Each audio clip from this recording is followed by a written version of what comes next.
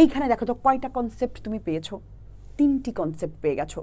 এই 3টা দিয়া ঘুরায় ঘুরায় কত যে এমসিকিউ আসতে পারে বা আসবে, যদি 50টাও থাকে তুমি 50টাই পারবে। কিন্তু আমি যদি এই বেসিক না বলে আমি যদি তোমাকে বলতাম যে 50 আর 30 মিলে একবার 80 হইল, যে এটা একটা স্থূলকোণী ত্রিভুজ, আমি বললাম আঁকতে পারবে। পরে তুমি গিয়ে দেখলাম দুইটা মিলে 60 ডিগ্রি হয়ে গেছে, তখনই কি তুমি আমাকে বলবে আচ্ছা এটা কি আঁকা যাবে? আমি বললাম হ্যাঁ, ধরো এটাও আঁকা যাবে। পরে আবার তুমি বললে ম্যাম এবার তো 50 ডিগ্রি হয়ে গেল, আমি বললাম আরে বোকা এবারও আঁকা যাবে।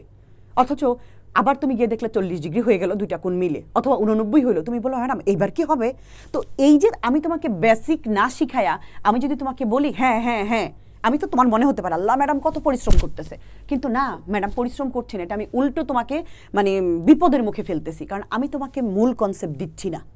যেটার কারণে আমি যে তোমাকে একটা মূল মন্ত্র বলে দিই যে বাবারে 90 ডিগ্রির চেয়ে ছোট এবার যা কিছু হোক, 90 ডিগ্রির চেয়ে ছোট হইলে অর্থাৎ সূক্ষ্মকোণ যদি হয় দুইটা মিলে 90-এর চেয়ে একও যদি ছোট হয়, 90 হতে পারবে না, 90-এর চেয়ে ছোট হইলেই তুমি স্থূলকোণ ত্রিভুজ আঁকতে পারবা।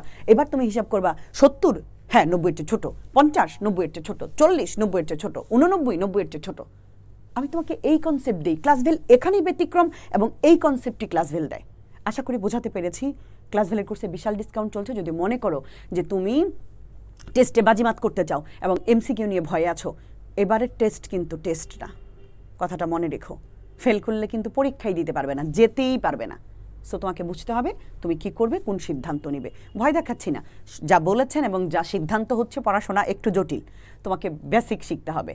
তুমি কোথায় কোর্স ফি কম আছে অথবা কোথায় কে চটকদার কি দিচ্ছে সেটা না দেখে তুমি দেখো কে তোমাকে শেখাতে পারছে, শেখাই গুরুত্ব দাও, নিশ্চয়ই ভালো কিছু করবে।